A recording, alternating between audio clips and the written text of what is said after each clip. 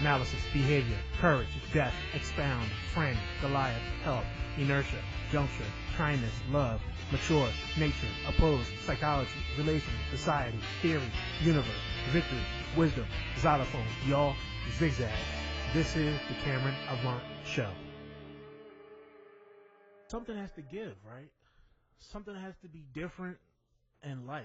I mean, when you're not happy and when you're in a place that you just don't feel that joy, something has to change. But what changes? What is making you unhappy? When I say you, I'm talking about me. What is making me unhappy? Right now, life in general is making me unhappy. You want to be an honest podcast? Here's an honest podcast. I mean, this could be, I'm not going to say I like doing this, but nothing really interests me anymore. I just finished doing a podcast earlier, and I, did that, and I'll probably put it up. I don't know if this is going to go up first or the other one's going to go up. All these are kind of just practice to get me talking, get me used to it. You got to do a certain amount of hours, a certain amount of on-air experience to get used to talking, get used to connecting with an audience. So I don't know if this is going to go up first or the other one I did earlier is going to go up first, but nothing interests me, nothing makes me happy. It's just a process of going on, just a process of moving, just a process of, just staying on some path. And the path is just, just slow and steady towards nowhere, really.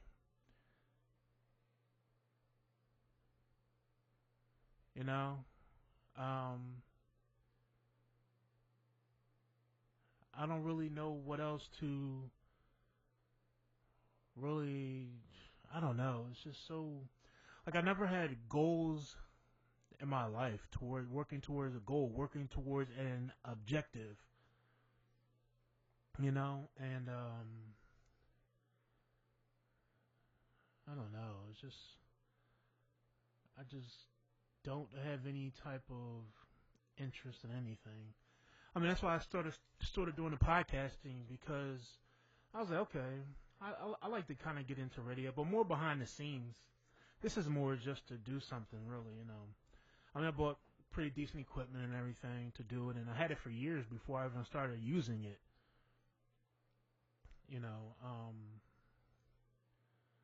But this hopefully can be a way for me to just talk out loud instead of talking in my head. I don't know if there's a real difference between the two, but at least if I'm talking into a microphone, it doesn't seem as crazy as just talking out loud, to myself. At least I can get something out of it and put something out, as a project. So I guess that's what I'll see this as a project. So maybe, because I was doing a podcast earlier, I was thinking, well, maybe I would name my podcast the Cameron Avant Show, but maybe I should name it the Cameron Avant Podcast. I mean, Project, the Cameron Avant Project, CAP, Cameron Avant Project, or Cameron Avant Journey. I don't know, but I don't know. It's just so many things that are not.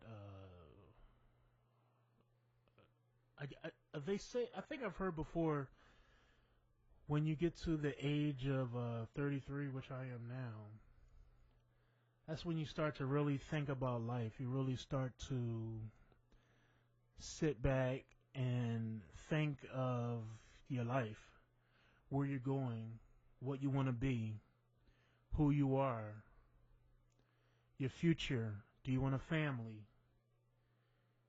Do you want a relationship, long-term marriage? What are these things that you want? What do you stand for? What do you believe in? I don't have a real belief in anything, really. I do believe in being honest. I do believe in, uh, just being a good citizen. You know, keeping a job that I can pay my bills with, even though I'm unhappy with the job. But you know what? It's really not even unhappy with the job. It's really unhappy with myself.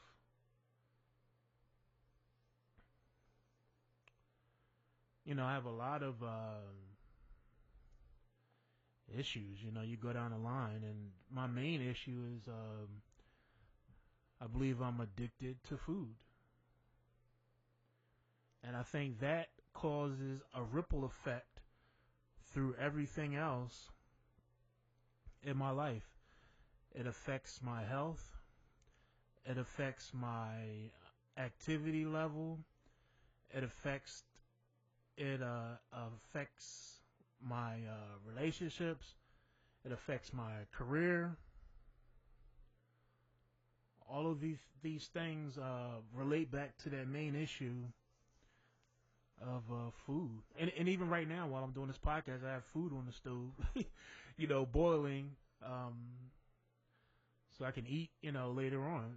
It's not bad stuff, but it's still an over consumption of calories, you know.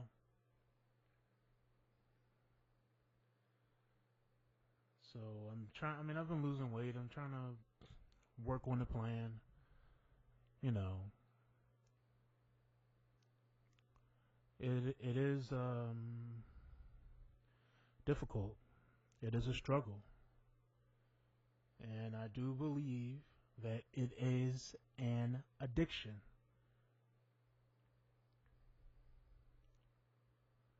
And some people that don't have an addiction to certain things may not understand addiction.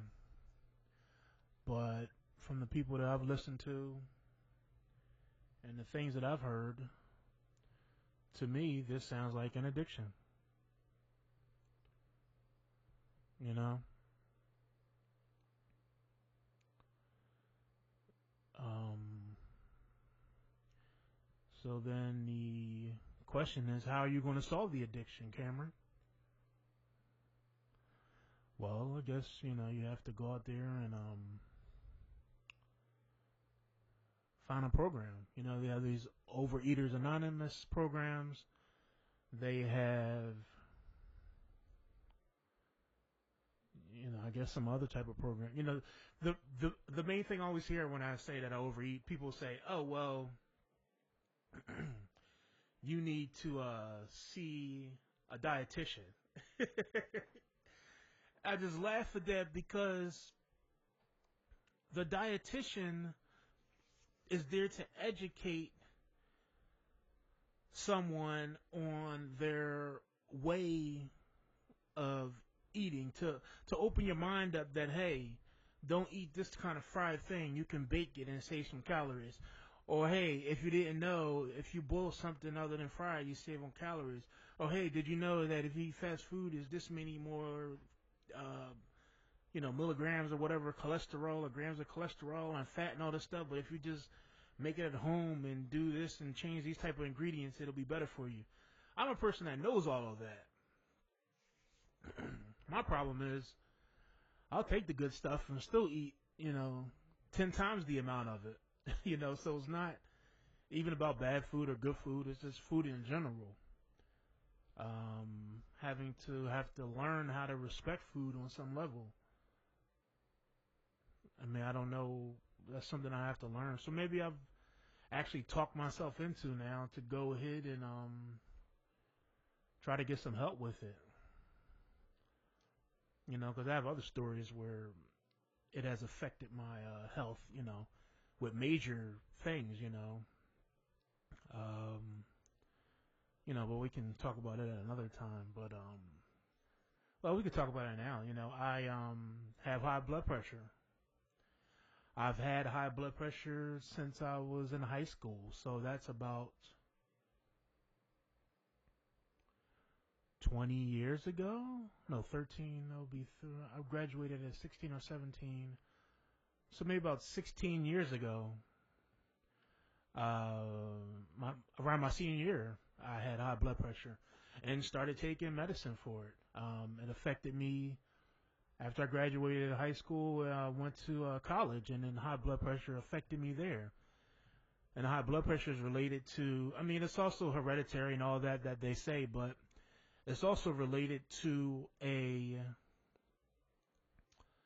uh, eating, the types of food that I eat and everything. Because when I do well with eating the right types of food and exercising, the blood pressure is under control, and I'm able to even lower some of the blood pressure medicines that I'm on.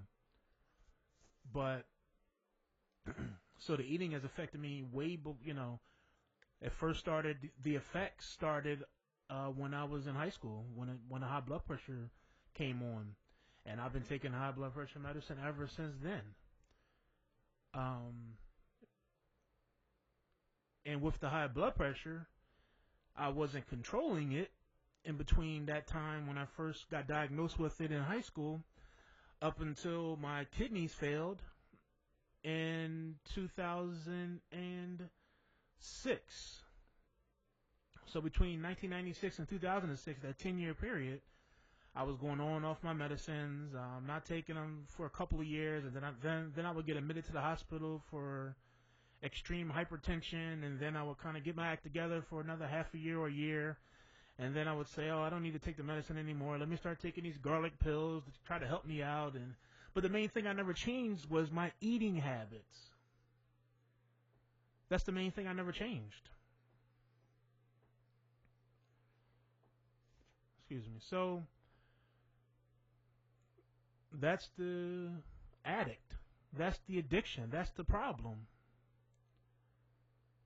That right there is the eating. It affected my kidneys that made them fail. Had to do dialysis for a number of years before I got a kidney transplant. And even now, to this day, which is very, very, very, very embarrassing to say that even after all of that, I still have not controlled myself as far as the things that I've eaten. That I eat. I do take my medicine ever since I started the dialysis and all that stuff, and that kind of was a turning point. Okay, you gotta take your medicine now. I mean, it was too late. My kidneys were going, and they'll never come back. You get a transplant, and you gotta keep getting transplants. Whenever your kidneys fail again. But that kind of woke me up to, okay, take your medicine. So I've been doing that, but I never really changed my habits as far as eating. So when you line all those things up, it has to be an addiction.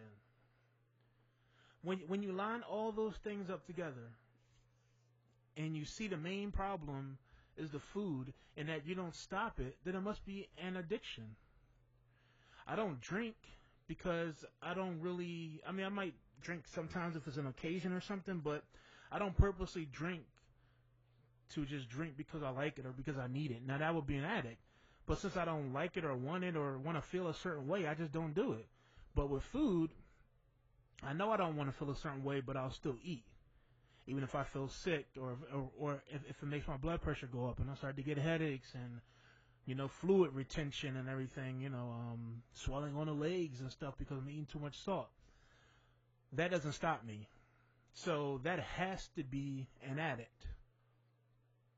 That has to be someone that is addicted.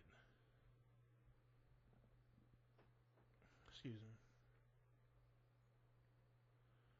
So I have to find something,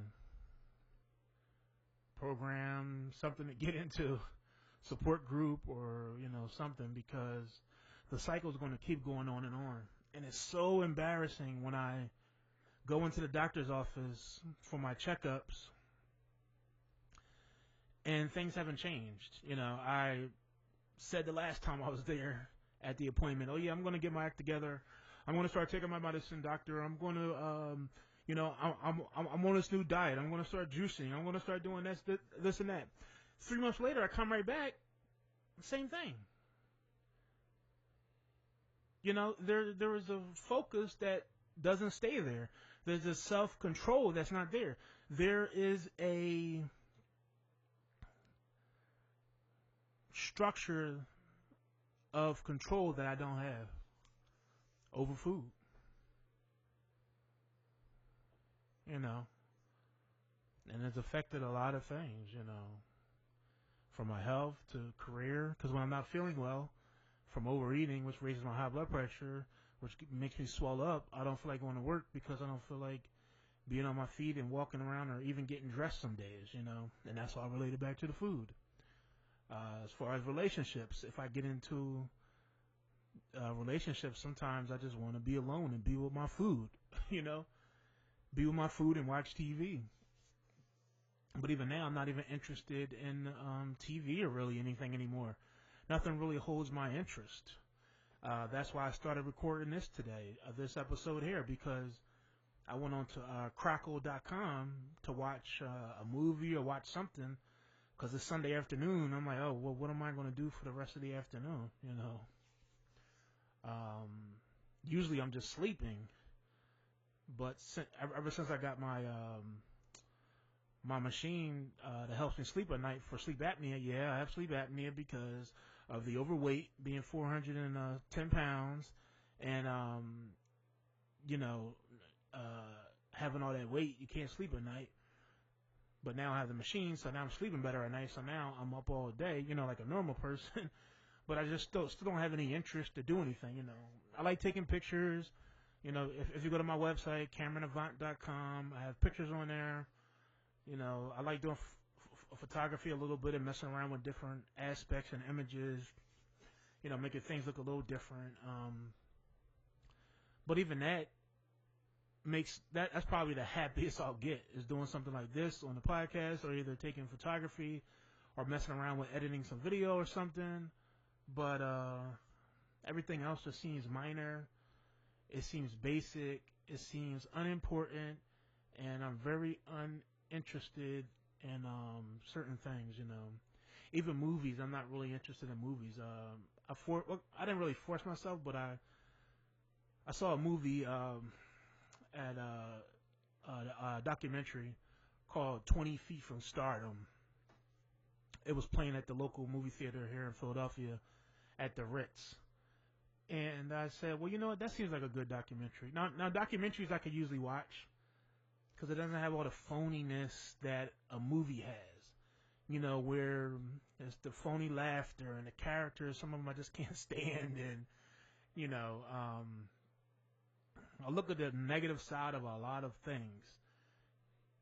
So sometimes these happy movies are movies that are just too, Hollywood. It just doesn't really interest me. So I do like to see documentaries, but I wouldn't say that's my thing. It's just something that I do. I don't really have a thing. I don't really have an objective. I don't really have a definition of. If someone asks me, explain your life, explain who you are, explain what you want to do, I don't have that. And that's just, that's the truth. As they say, that's the truth, Ruth. I don't know where that came from, but I've heard it before. And I listen to a lot of podcasts. I listen to Adam Carolla Show, Fitz Dog Radio, Mark Levin, Artie Lang Show, Dr. Drew's Show, and there's a whole bunch of other podcasts out there, but there's so many that I can't even listen to them. As good ones I've heard before, like Joe Rogan's is real good, but I haven't subscribed to that because I can't really, I have enough already to listen to. It's like, well, I got to get involved in another podcast and, add that to my iPod list. But I know there's a lot of other good ones out there. But that's basically what I do, When I'm at work, I listen to that, the podcast. While I'm walking, because I take the bus and train to work to try to get a little bit of exercise during my commute, I listen to it there. And when I'm home, I mean, I was just listening to it all day today, all day yesterday. I was listening to it. That's just what interests me. But other than that, I don't really have a hobby. I guess this can become my hobby at some point. There is photography. I like that a little bit, but that's just taking my digital camera and just taking pictures of different stuff and going into a software program and kind of switching it up a little bit and doing some editing, sort of, like changing the aspect or the adding some sepia or making it black and white, adding a border, inverting different things, just playing with the aspect of it and ratio of different objects. But yeah, I guess I gotta find a program now, And I used to go to therapy. That seems like the new thing everybody wants to say because nobody's ashamed of it anymore. But I'm ashamed of it. I've never told anyone. I mean, my family and friends know, but I never talked to anybody at work about it or, did any, share it to anybody other than people that had to know, really.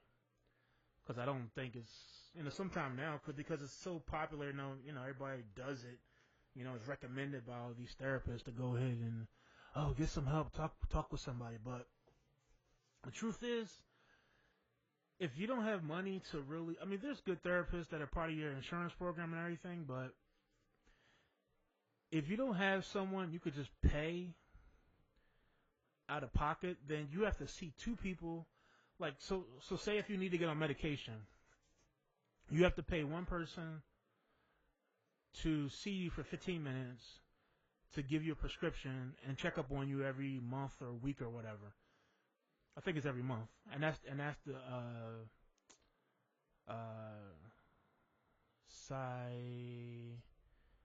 there's a psychologist and there's that's the psychiatrist that gives you the medicine because they're the MD. Then the psychologist is like the therapist. Well, I know a therapist is a different thing, but the psychologist is the one that does the talk with you. And that's the way the insurance companies have it set up. So you do your 40-minute, 45-minute talk with the psychologist, and then you do your 15-minute med check with the psychiatrist that may ask you a few questions like, oh, how have you been feeling? But it's all related to the medicine that you're on. So really, if you don't have money to really pay $200, $300, $400 to see a psychiatrist who will also give you meds and talk to you or just talk to you, then you're kind of out of luck.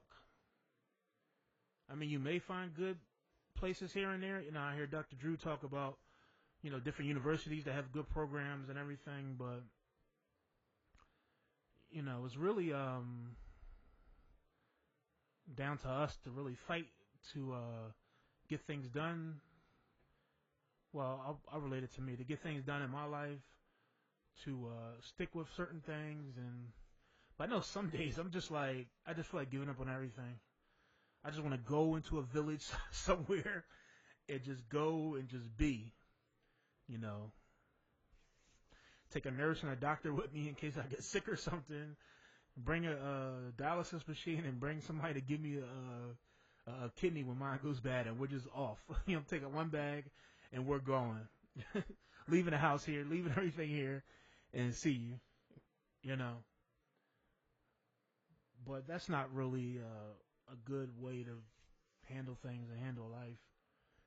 And that's one side of my mind thinking that way.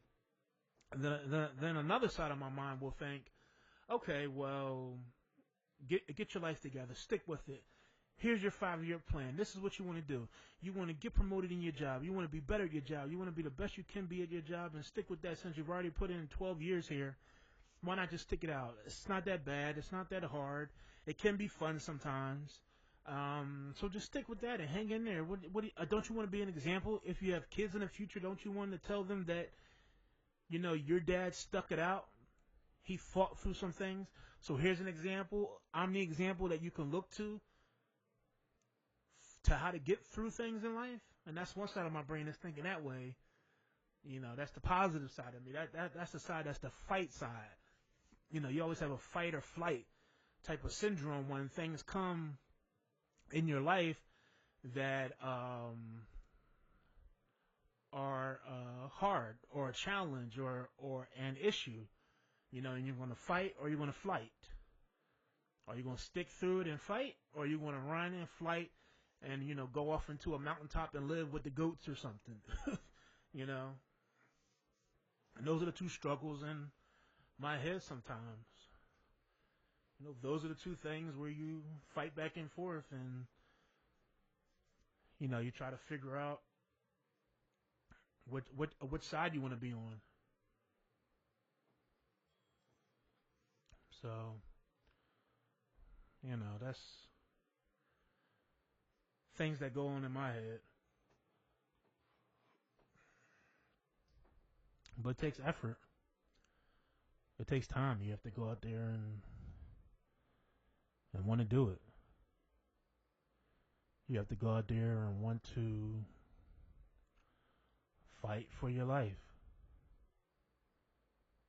Do you want to give up? Or do you want to fight? Now, it's good to say that you want to fight, but that might be in the moment when you do want to fight. You have that strength. You have that courage. But what happens when you're in the mood to fight, and that's all that you can think about? Is there a place in me where I can dig down, talking about me, dig down and find that fight place?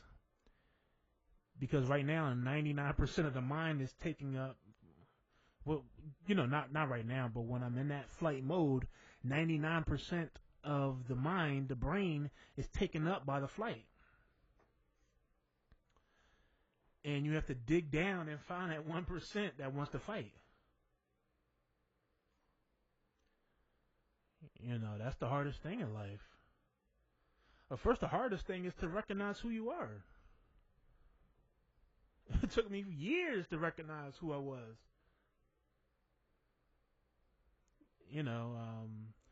Dealing with relationships and women and everything, and not understanding what I wanted or, who I wanted and all that stuff. And it comes to a point when you find out, wow, I don't really need to be with anybody or be involved with any type of relationship until I can figure out who I am. Because how can I get with someone else if I don't even understand what I want or who I am? Because if you don't know who you are, how do you know what you want? Let's take this for an example. And then, some of my analogies are crazy, but say if you don't even know that you're a car, say you're just this hunk of metal with a motor and wheels and steering wheel and everything and an engine and ready to go. You don't even know if you're a car that takes diesel or if you're a car that takes regular gasoline.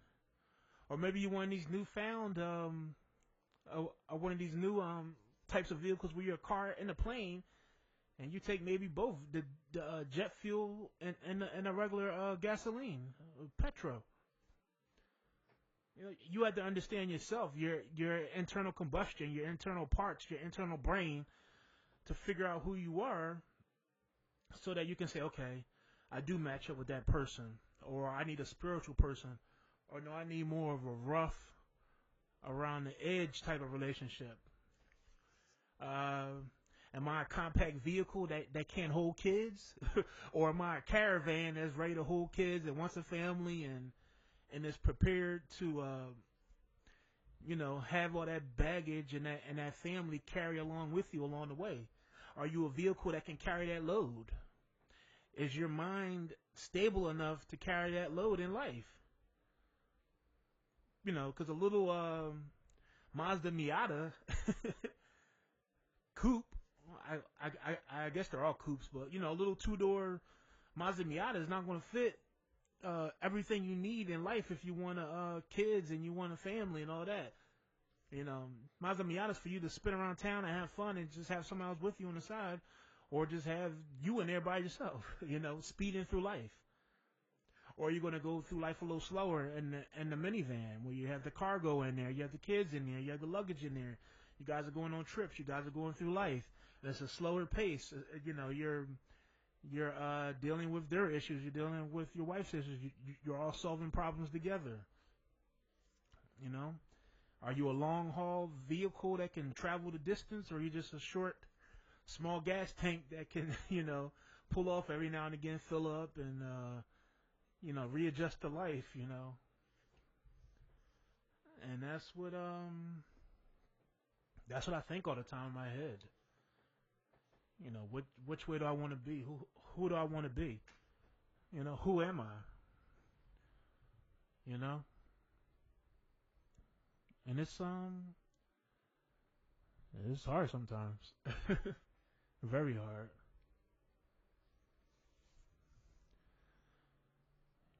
Once I understood myself about relationships, I knew to keep my mouth shut when I saw someone that may look attractive or may look interesting to go out with or get to know.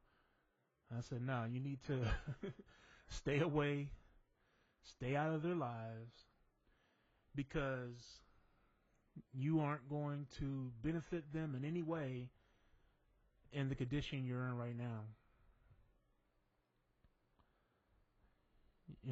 You're not equipped to go on that road with that person and travel together, because your vehicle will break down. I will break down, and it won't be beneficial to them or myself. You know, and I've learned on my roadway. If you look back down my road, my excuse me, my path through life, you're gonna see a lot of broken down cars, a lot of where I had to ditch cars and ditch relationships and ditch all that stuff, because some people got out. I had to let some people out along the way, because it wasn't meant to be together. It wasn't a match. And sometimes they don't know what they want either. The other person on the other side of the relationship. It takes two people in a relationship. You have to relate. You have a relation. Are you relating? They're not good people or bad people. I'm not good or bad either. It's just, do you mesh together? Oh, and it doesn't even have to be a perfect fit. Sometimes you can fit just enough, and just enough, and then when the house settles, or when the grooves fit right and it gets loosened up, then they start to mesh together a little better. Sometimes, like when you build something new and it has a tight fit at first, and then all of a sudden it fits just right. You're getting in that groove just right. Sometimes things, when they're new, they don't fit together. You need to break it in. You buy a brand new pair of jeans, or take jeans right out the wash. You got to break them in. The washing machine can be an analogy for life.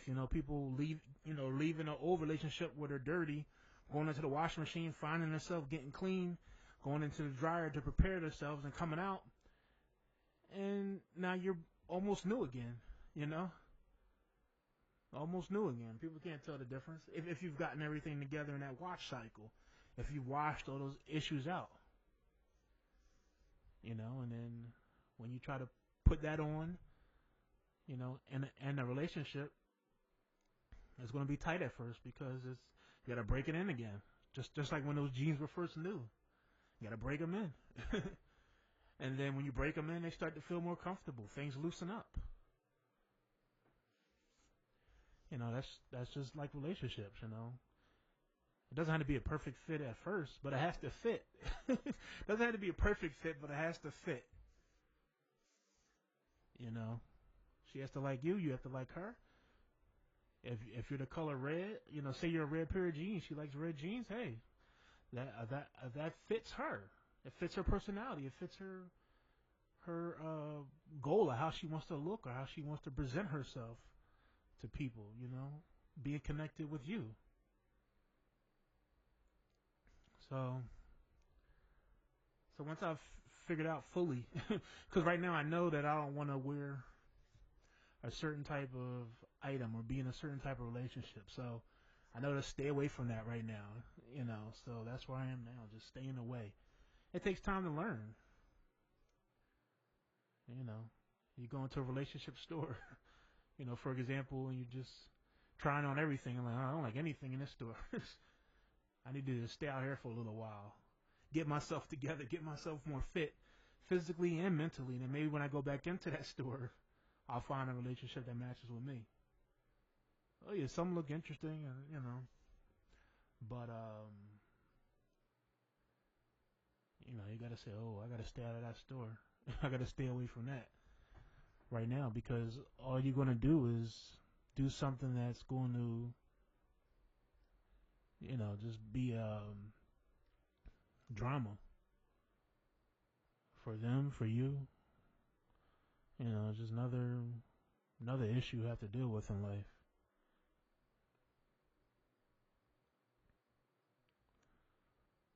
So, yeah, I gotta discover myself. I'm trying. Have social issues also. Trying to connect with people, going out and try to do different things. I went to this orientation for the public access channel in Philadelphia called Philly Cam, and that was something for me to step out of the box. I didn't want to go on that day when they had the orientation. I was interested in it, a month before when I signed up and became a member.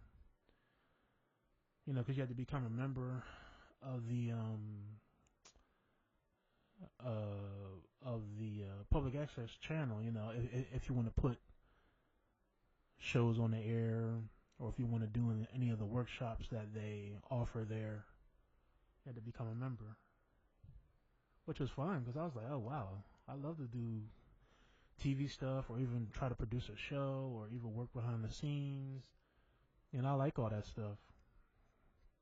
I like working. I think I probably like working more on hands type of things, maybe, rather than pushing paperwork like I do in my job. It seems like the pushing paperwork thing isn't all that great sometimes. But you gotta stick with it until you can figure out, what you want to do.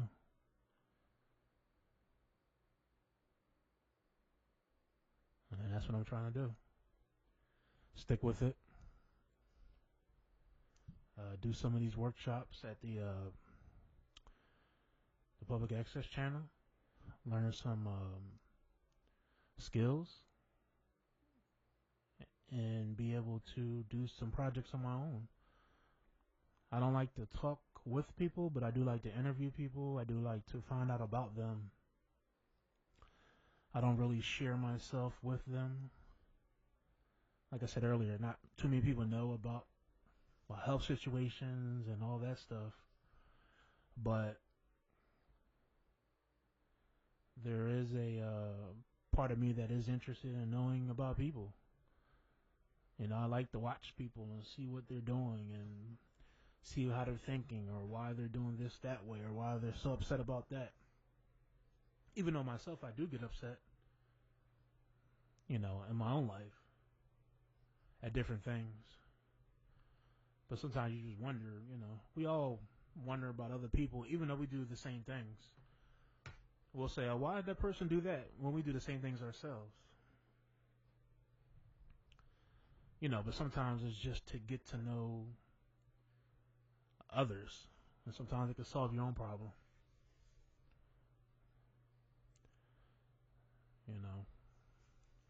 Like all these reality shows on TV, you would think some of those things are helping people maybe to deal with some of their anger issues. Some of these shows with like the Bad Girls Club and Basketball Wives, and even like Honey Boo Boo with like overweight stuff. Even like Maury Povich with these pregnancy tests and everything. You look at all this stuff and you hope people that are maybe looking at this and learning and say, wow, I don't want to be like this. I don't think this is a good example of how I should act or how I should be. I'm enjoying it on an entertainment front, but I don't want that to be Me. I would be embarrassed if that was me. You know, if you're thinking that way, then maybe reality shows are good. I know sometimes listening to people on radios or podcasts can help me sometimes. You know, so while I'm venting or while I'm talking here, and hopefully while I'm doing some interviews in the future here, there is a way to share my story while also helping someone else. I mean, that's what I mean. We're all on the same earth together. We're all here sharing the same space. And once you understand the other person, the other group, the other religion, the other society, the other class, once you understand that, then you're able to connect and get along with them better and understand that they're going through the same things you're going through. There's not really too much different about it. And I've learned that just from watching documentaries. You know, some documentaries are from different countries, and you see in India or Asia, they're going through the same things we're going through. You know, the same things we talk about over here, they're talking about in their native language here. You know, they have the same problems with relationships. Women have problems with men have problems with women. You know, people have drinking problems, drug problems.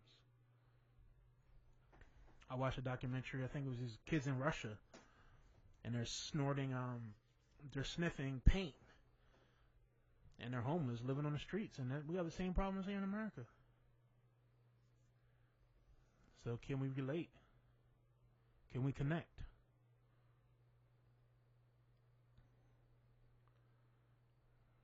And we can, you know. But sometimes we gotta open up, explore, and also understand ourselves first, and be open. Can you? That's the main thing. Being open. Because if you're not open to accept it, if your front door isn't open, how can someone come in? You know, come into your heart as far as relationships, come into your space as far as being friendly or having a good aura or atmosphere around you that tries to connect with other people. I know sometimes I don't. Probably most of the time I don't have that because if I'm in a small confined space with something, say like an elevator, I don't really feel that uncomfortableness that somebody may feel in that small space to say something to break the ice, sort of. You know, I could ride an elevator with somebody and just be like, okay, that's it. But you never know what you may be missing there. It could be someone there. Maybe that's I'm talking to myself now because I need to maybe start doing that. When I see someone in the elevator, say, hey, hello, how are you? What were you? Do you work in this building? Do you don't want to dig too much because then people get a little suspicious, and then they say, what's going on? Why are you asking so many questions? Nowadays with so much identity theft and terrorism and all that stuff, you never know what people are trying to find out about you. But it could be some basic questions.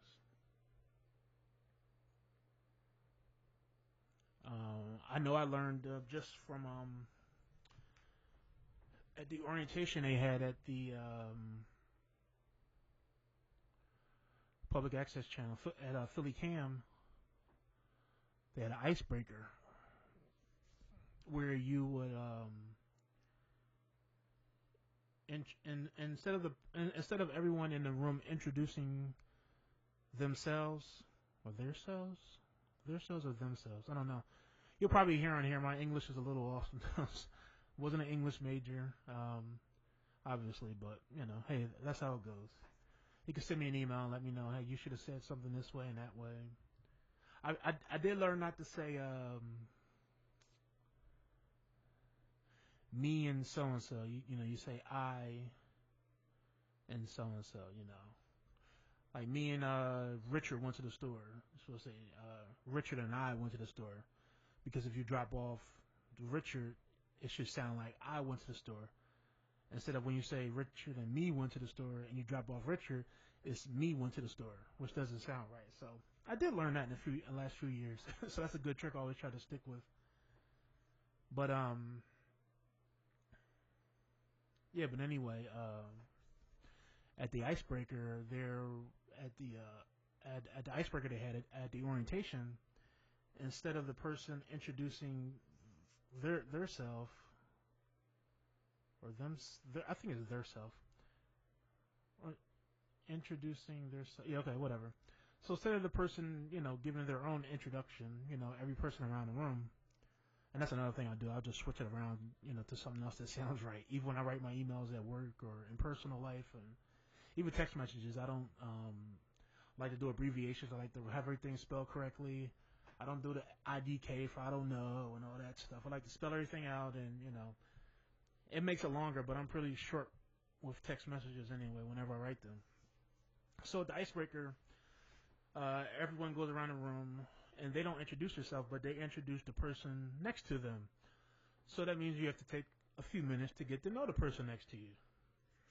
So you take about 2 or 3 minutes, find the person's name, if they're with a specific organization today, why they decided to join Philly Cam, why they're here today, maybe what they do full time and everything. And it was so many, once you hear all the introductions, there were so many people there that were of so many different organizations or either there for themselves or the different projects that people wanted to do. There was a lot of different things that were just really great.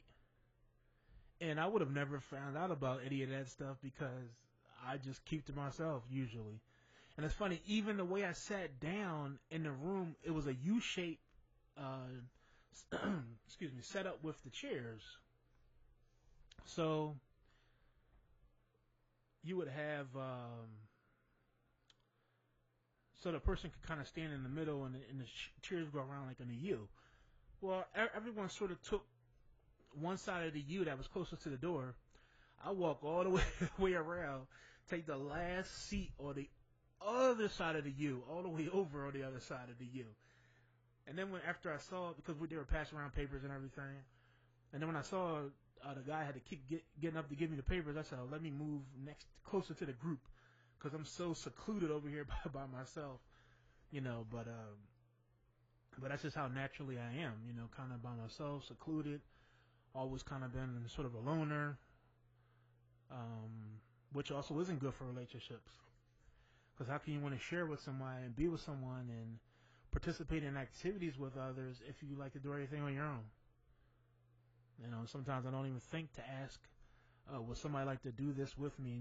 Go see this movie with me or go to this program with me. But most of the time I don't think people are interested. And that's probably another self-esteem thing or just, I don't know what. But, I don't think people are interested in the same things I'm interested in. But sometimes it's good for anyone to experience something different outside of their comfort zone. If you're always into rock music or hip hop music, do you ever go over and cross over and listen to jazz? Do you ever cross over and listen to classical? Do you ever cross over if you're always reading nonfiction books? And this is something I've always done. Not that I've read many books, but I have a good number of books on my bookshelf. I haven't read most of them, but most of them are 90-some% of them are nonfiction because that's what I'm into. So whenever I saw a nonfiction book, I would buy that instead of going towards the fiction side, which I've tried to get into, because I would always say, well, if it's a fiction book, why would I care to listen to a fiction book? I listen to it on like audio book or either read it because it's just fake, it's just made up. But I had to understand recently that some of these books are connected with things that people can't really say is true, but like some of these crime novels or either Brad Thor does books where talks about secret government stuff and projects and all this stuff, and some of it is kind of true, but you can't really say it's true because it doesn't really have all the facts to back it up, maybe, or this is like a rumor, but later that rumor may come true. So sometimes it is good to read non-fiction, fiction, because some of those things might open your eyes up to things that are going on that may be uh, truthful, in some aspect. It may not be 100% true, but 90%, 80% of it, 75% of it may be true, and it could open your eyes up to something new. So, I had to kind of learn that too. Another way I've been trying to get out and do stuff is, well, I took the first step on meetup.com, where they had the different things around, your local city. So I looked up stuff for Philadelphia, and they had one for, I think it's called the Philadelphia Thinking Society. I said, oh, that sounds good. That sounds like something I would be interested in, going to and sitting around this Starbucks and we're talking and, but it's good just to hear what other people may think on an issue. Because like I said earlier, I don't really have something that I'm 100% belief in. I can kind of, even religion-wise, uh, health-wise, everything is kind of relationships, marriage, and I'm all kind of, government laws, all that stuff is kind of, I don't know, I could be persuaded one way or the other after hearing both sides and kind of making a decision. So it's kind of good to hear how other people may think on a certain subject. One subject was on school reform, and they show you which subjects they're going to talk about every week. And it was like, oh, that may be good to talk about school reform. Because my opinion on that is, well, what are the parents doing? Because it all starts in the household, in my opinion. And that's one belief I guess I do have, is that it does start in the household. It starts with the parents. It starts with the family, the structure, the support structure around them. Because the kid is only in school for a few hours, and the rest of the time they have to learn either from their parents, learn from their coaches, learn from other friends, family friends, uncles, aunts, all that stuff. All that works together to kind of structure a kid and mold them, And even politically, I've been, on both sides of that, and sometimes a third side on that, Democrat, Republican, and independent, So I don't really have a true side on many things. But so I guess that's it for this one. And these are practice. I'm not sure if I'm going to put them out or not. Just practice ones that I'm doing. Like I said earlier, I had the equipment for a few years, and just really just using it now. Haven't really posted anything. I need to wait until I get paid on Friday so I can buy some space